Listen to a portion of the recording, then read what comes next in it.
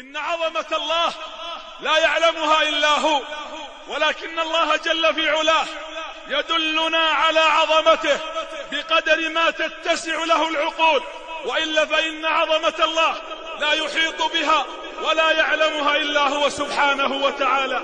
وقد عرفنا الله بتعظيمه وعظمته. أسمعتم ماذا قرأ الإمام؟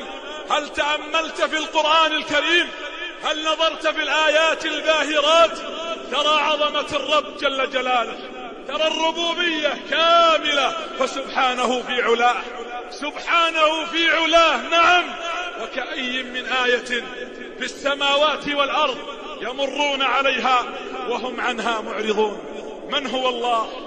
الله الله الله هو الرب، هو الإله، هو الواحد، هو الأحد، هو الرحمن، هو الرحيم، هو الملك، هو القدوس، هو السلام، هو المؤمن، هو المهيمن، هو العزيز، هو الجبار، هو المتكبر، هو التواب، هو الواسع، هو الكريم، هو العفو، هو القدير، هو اللطيف، هو الخبير، هو السميع، هو البصير، هو النصير، هو القريب، هو المجيب، هو الرقيب، هو الحسيب، هو القوي، هو الشهيد، هو الحميد، هو المجيد، هو المحيط، هو الحفيظ، هو الحق المبين، هو القهار، هو الخلاق، هو الفتاح، هو الودود، هو الغفور، هو الرؤوف، هو الشكور،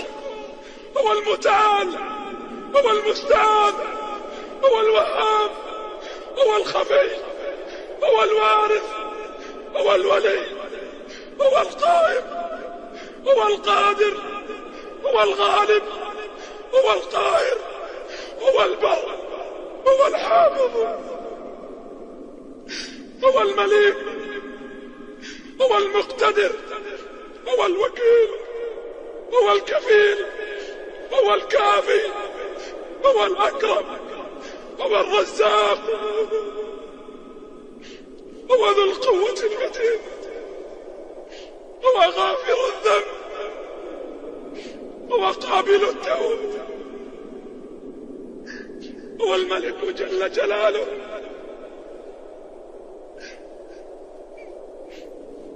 لا إله إلا الله، ذلكم الله.